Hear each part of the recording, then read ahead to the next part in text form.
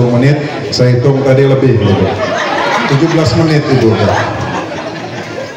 Terima kasih Ibu. Kita lanjutkan Bapak Ibu saudara sekalian. Sebelumnya puji dan syukur kita panjatkan kehadirat Allah Subhanahu wa taala, Tuhan Yang Maha Esa, pada malam hari ini kita dapat berkumpul, bertemu dan bersilaturahmi di dalam rangka kampanye dialogis paslon nomor urut 1 yang difasilitasi oleh Pak Rajul Ensah selaku tuan rumah. Semoga kita semua selalu diberi kekuatan dan kesehatan. Sebelumnya saya ingin memperkenalkan diri. Udah ada yang kenal apa deh? Berarti tidak perlu gak lah, karena saya kapasitas sekarang sebagai calon. Nama saya Franciscus Dian. Di sini saya sebagai calon bupati nomor urut 1, walaupun saat ini saya masih menjabat sebagai Bupati Kabupaten Kapuas Hulu sampai dilantiknya calon terpilih, ya mungkin sampai 2025 nanti. Cuma kita tidak tahu bulan berapa. Saya berpasangan dengan Pak Sukardi selaku calon wakil bupati. Nah, perlu saya sampaikan bahwa pada saat ini saya sebagai calon, namun cuti sebagai kepala daerah, cuti selama masa kampanye yang dimulai dari tanggal 23 September kemarin sampai 23 November. Masa cuti kami kurang lebih 2 bulan selama masa kampanye di luar tanggungan negara. Berarti tidak boleh tinggal di rumah dinas, tidak boleh menggunakan fasilitas negara dan lain sebagainya, karena kami calon pada saat ini. Bapak Ibu saudara sekalian yang saya hormati, tadi Pak Sukardi memperkenalkan diri bahwa beliau adalah panjang rupanya profesi beliau, mulai dari guru, kepala sekolah, kepala desa, anggota DPRD Kabupaten Kapuas Hulu selama 2 periode. Namun karena maju sebagai calon wakil bupati, beliau mundur setelah terpilih menjadi anggota DPRD periode 2024-2029. Beliau dari Partai Gerindra selaku Ketua DPC Partai Gerindra Kabupaten Kapuas Hulu. Yang kita ketahui, Presiden terpilih kita adalah Ketua Umum Partai Gerindra, yaitu Pak Prabowo Subianto. Nah, beliau maju sebagai calon wakil bupati ini adalah perintah partai, diperintah oleh partai untuk maju sebagai calon wakil bupati di Kabupaten Kapuas Hulu. Nah, tentu ini suatu kesempatan yang besar bagi kita masyarakat Kabupaten Kapuas Hulu, di mana presiden terpilihnya yang akan memerintah menjadi Presiden Republik Indonesia dari tahun 2024 ini, yang akan dilantik pada tanggal 20 Oktober nanti sampai tahun 2029. Bapak Ibu saudara sekalian, perlu kita ketahui bersama bahwa sampai saat kami cuti kemarin, kami baru menjabat selama 3,5 tahun untuk Bupati Kabupaten Kapuas Hulu. Nah, selama 3,5 tahun ini tentu Bapak Ibu saudara sekalian telah melihat, merasakan apa yang terjadi selama periode kami menjabat sebagai Bupati Kabupaten Kapuas Hulu periode 2021-2025 nanti. Nah, tentu kurun waktu yang sangat singkat ini, 3,5 tahun, tentu masih banyak hal-hal yang belum dapat kami wujudkan, terutama di sektor pembangunan, infrastruktur, di bidang pendidikan, kesehatan, dan pembangunan sumber daya manusia lain sebagainya. Nah, ini perlu Bapak Ibu ketahui bahwa ketika kami menjabat, kami dihadapkan pada kondisi yang cukup sulit. Kenapa? Bapak Ibu saudara sekalian, kita ketahui tahun 2021 dan 2022 di mana kita pemerintah daerah dan pemerintah pusat fokus untuk menangani persoalan pandemi Covid. Nah, kita tahu semua bahwa berkat kerjasama semua pihak, akhirnya bencana pandemi Covid itu dapat kita atasi, dan pada saat ini alhamdulillah kita sudah bebas dari Covid, dan tentu ini berkat kerjasama dari seluruh pihak, baik itu pemerintah daerah sendiri, TNI Polri, dan seluruh masyarakat Indonesia, terkhusus masyarakat Kabupaten Kapuas Hulu. Nah, ini yang perlu kami sampaikan Bapak Ibu saudara sekalian, bahwa banyak program-program kami yang terhambat, yang terkendala, di mana sebagian besar anggaran kita itu dipangkas selama pandemi Covid. Nah, tetapi pada kesempatan itu juga kami bertahan semampu kami memaksimalkan anggaran yang ada untuk membangun Kabupaten Kapuas Hulu, untuk menuntaskan program-program yang telah kami sampaikan ketika kami berkampanye pada tahun 2021 kemarin. Nah, kita sudah melihat bagaimana upaya yang cukup keras kami lakukan untuk membangun Kabupaten Kapuas Hulu. Mungkin di tempat kita tidak terlalu terasa, tetapi kalau kita berjalan ke daerah-daerah lain, karena Kabupaten Kapuas Hulu ini begitu luas, kita memiliki 23 kecamatan, dari Puring Kencana sampai ke Sidat Hulu, Sidat Hilir, kita memiliki 278 desa dan 4 kelurahan. Nah, bagaimana dengan anggaran yang terbatas ini, kami harus membagi, mengalokasikan di setiap daerah itu supaya sama rata, sama rasa mendapat bagian dari pembangunan.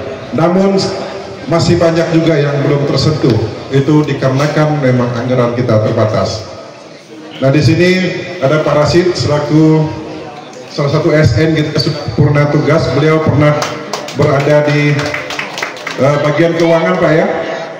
Bagian keuangan, beliau pasti paham bagaimana kondisi keuangan kita di Kabupaten Kapuas Hulu. APBD kita pada tahun 2023 dan 2024 ini belum terlalu jauh bergeser, itu kurang lebih 1,6 triliun. 1,6 triliun ini separuhnya itu sudah untuk kegiatan rutin, di mana untuk menggaji para pegawai kita, termasuk anggota dewan, guru dan lain sebagainya. Sehingga hanya beberapa persen yang pakai untuk membangun daerah, untuk membangun infrastruktur, bangun pendidikan, kesehatan, air bersih, dan lain sebagainya. Tentu anggaran kita ini sangat terbatas Bapak Ibu saudara sekalian. Oleh sebab itu kami berupaya bagaimana kami harus bersinergi dengan pusat.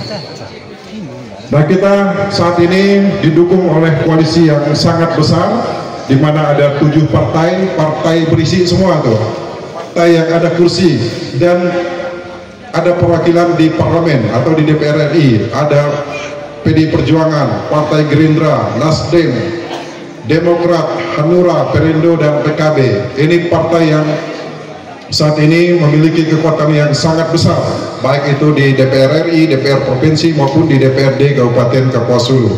Nah, ini tujuannya Bapak Ibu saudara sekalian. Salah satunya bagaimana kita menghadirkan anggaran-anggaran dari pemerintah pusat. Nah, seperti saya sampaikan tadi, kalau kita hanya mengharapkan mengelola APBD yang kita miliki ini tadi, tidak mampu kita bangun jalan. Jalan kita ini terdiri dari 157 ruas dengan total panjang itu 1.244 km. Nah, tentu membutuhkan biaya yang sangat besar. Belum lagi pendidikan, rumah sekolah, puskesmas, pustu, dan lain sebagainya, air bersih yang harus kita berikan kepada masyarakat kita, karena ini merupakan suatu kebutuhan dasar yang harus diberikan kepada seluruh masyarakat Kabupaten Kapuas Hulu, tentu dengan menyesuaikan kondisi anggaran kita. Nah, selama kami menjabat selaku Bupati Kabupaten Kapuas Hulu, telah kami bangun jalan itu kurang lebih 270 km atau 270.000 meter yang tersebar di seluruh wilayah Kabupaten Kapuas Hulu. Kita sudah membangun beberapa puskesmas, membangun gedung sekolah, membangun BTS atau tower di 131 titik yang ada di Kabupaten Kapuas Hulu tersebar, sehingga akses untuk internet sekarang hampir merata di semua daerah itu sudah ada. Masih ada yang belum berdiri, cuma ini dalam proses kita usulkan ke Kementerian Kominfo. Nah, demikian juga dengan listrik Bapak Ibu saudara sekalian, selama kami menjabat ini beberapa puluhan desa yang sudah kita akses PLN, sehingga sudah banyak desa-desa yang teraliri listrik, dan masih ada yang belum. Inilah yang menjadi perjuangan kita bersama, sehingga kita harus melanjutkan pembangunan di Kabupaten Kapuas Hulu dengan mencoblos nomor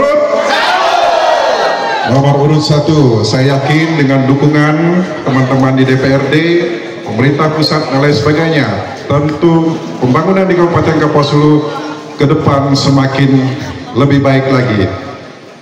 Bagaimana kita bisa membangun penahan tebing yang ada di bawah jembatan? Bagaimana kita mau membangun terpron yang kita lihat sekarang yang sudah ramai dikunjungi setiap sore oleh masyarakat? Bagaimana kita mau membangun facelift yang anggarannya luar biasa besar? Bagaimana kita mau membangun jalan ke lintas timur yang mengakses ke Kalimantan Timur kalau kita tidak bersinergi dengan pemerintah pusat?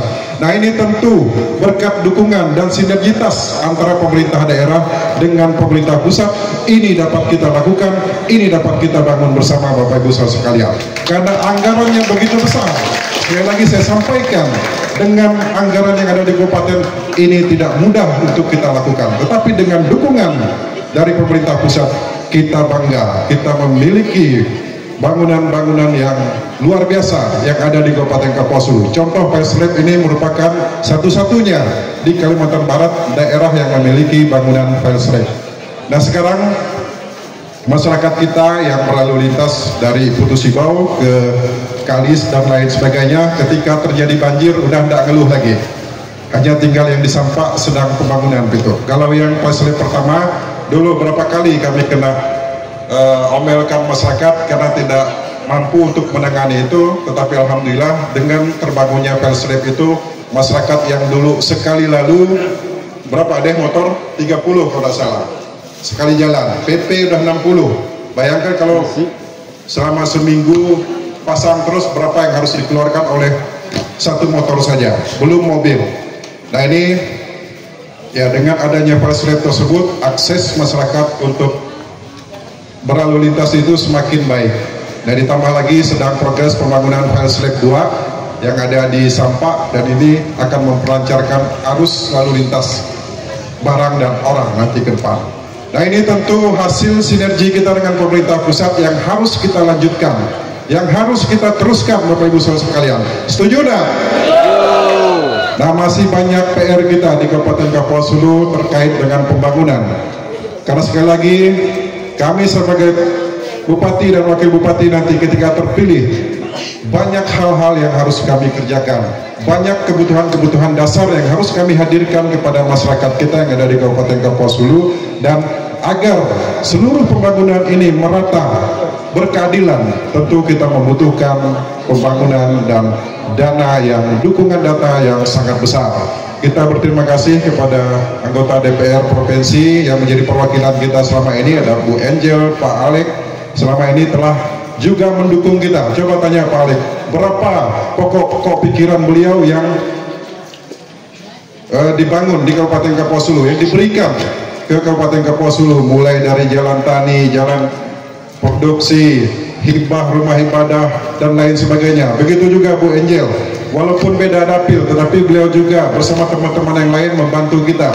Contohnya, jalan dari Sibau Hulu Mupa, dana dari provinsi juga.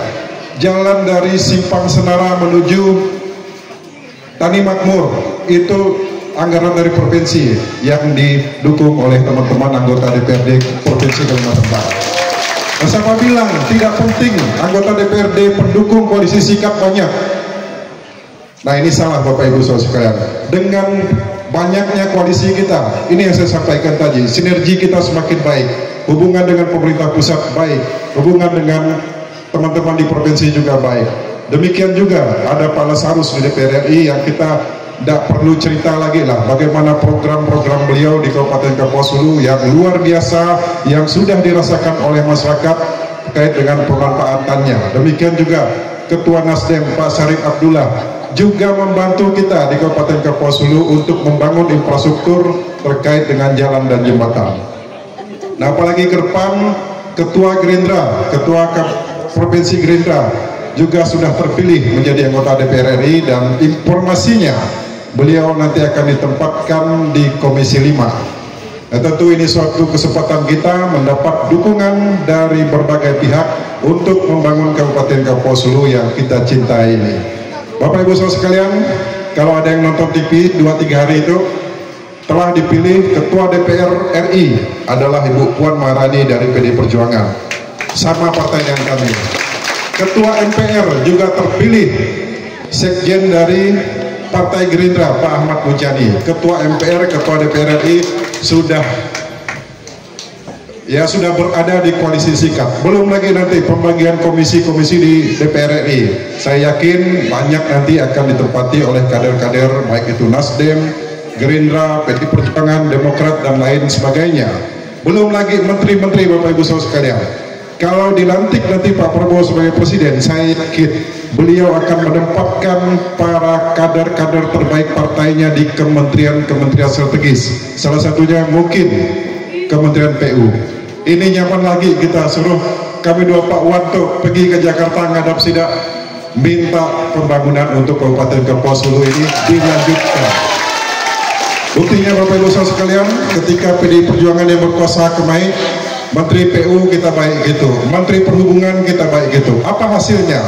Hasilnya adalah ketika Menteri PU datang kemai, salah satu waterfront. Karena saya tunjuk langsung kepada Pak Menteri, saya minta langsung kepada Pak Menteri waktu itu agar Kabupaten Kepulauan Sulu ini memiliki ruang terbuka atau ruang publik untuk keluarga berekreasi Kota Putu Sipau. Karena waktu beliau datang, ya kami mau ninjau banjir, lewat lanting Bupati, beliau mantau banyak masyarakat santai, banyak masyarakat kumpul dan beliau menanyakan, ini ada apa Pak Bupati kok ramai-ramai?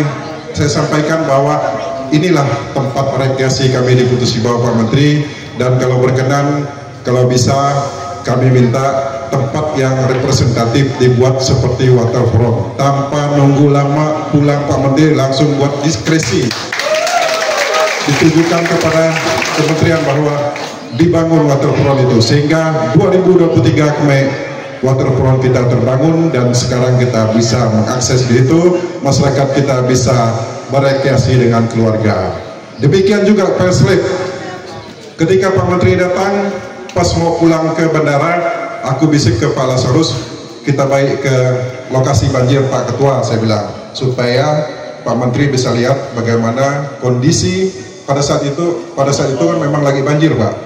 Kita bawa ke sana, sebetulnya tidak ada rencana, tetapi karena saya pikir dengan kehadiran Menteri ke sini pasti ada oleh-oleh yang diberikan kepada kita. Terbukti Bapak Ibu Saudara sekalian, pulang dari situ langsung perencanaan masuk tahun berikutnya Perslip tahap 1 dibangun. Nah, ini bukti sinergi antara pemerintah pusat dan pemerintah daerah yang harus kita lanjutkan. Saya yakin nanti kader-kader Gerindra pasti akan menempati posisi-posisi strategis di kementerian, baik itu kementerian, kelembagaan, bahkan Panglima TNI juga saya yakin ini pasti dari Gerindra juga, temannya Pak Prabowo yang pasti ditaruh di situ. Tentu harus melewati fit and proper test kelayakan, tidak bukan mentang-mentang karena kawan beliau ditempatkan. Begitu juga dengan kepolisian Republik Indonesia atau Kapolri, tentu orang yang dekat dengan Pak Presiden yang akan ditempatkan tentu dengan melalui fit and proper test uji kelayakan. Demikian juga dengan Jaksa Agung dan lain sebagainya. Nah, ini suatu kesempatan Bapak Ibu Saudara sekalian. Kita di Kabupaten Kepulauan Sulu memiliki peluang untuk itu, untuk lebih maju lagi, untuk lebih berkembang lagi ke depan. Nah, ini harapan saya kepada Bapak Ibu Saudara sekalian, bagaimana kita menyikapi situasi pilkada ini, bagaimana kita harus memilih orang yang punya akses ke pemerintah pusat dan pemerintah provinsi. Satu lagi Bapak Ibu Saudara sekalian, mungkin karena itu agak di pojok-pojok sedikit, orang tidak tahu. Ada yang tahu tidak lagi bangun bandara baru gitu? Nah, kalau yang dah kalah berkandau ke bandara pasti tidak tahu. Gedung bandara itu sudah hampir selesai, mungkin sudah 60-70% itu sudah selesai. Itu luar biasa Bapak Ibu Saudara sekalian. Nah, itu juga upaya kita ketika Pak Menteri Perhubungan datang ke Putu Sipau kemarin, kita sampaikan kondisi bandara kita sudah tidak layak. Karena kita ketahui bandara Kabupaten Kepulauan Sulu ini merupakan salah satu bandara penyangga daerah penyangga ibu kota Nusantara. Karena saya pernah diundang rapat ke Kementerian Pertahanan oleh Kementerian Pertahanan terkait dengan persiapan perpindahan ibu kota negara, ibu kota Nusantara, salah satu yang dianggap daerah penyangga dan strategis adalah Kabupaten Kapuas Hulu. Oleh sebab itulah bandara itu dipersiapkan. Kita nak mantau itu pesawat tidak lancar, termasuk kami tadi itu korban pesawat tak jalan.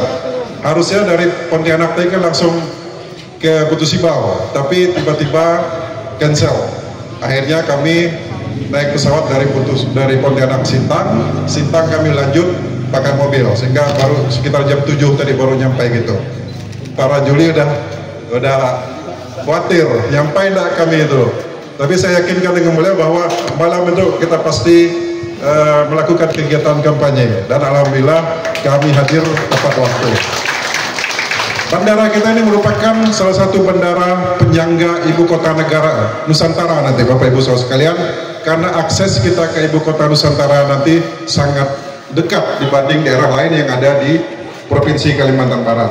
Untuk jalan, ini yang saya sampaikan tadi, pembangunan jalan nasional atau paralel perbatasan sudah dibangun sampai batas Tanjung Lokang, kurang lebih berapa kilo lagi lah ke ujung. Itu sudah terbangun, akses jalannya sudah terbuka.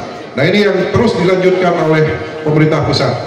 Nah, ini kita pikirkan 10 atau 15 tahun ke depan, ketika jalan ini sudah tersambung, sudah terakses, bahwa Kabupaten Kapuas Hulu merupakan daerah perlintasan, daerah transit yang akan dilewati oleh masyarakat yang mulai dari Pontianak, Sanggau, Sintang, Skadau, kalau mau ke ibu kota, tetap melalui kita di Kabupaten Kapuas Hulu ini, kota Putus Sibau.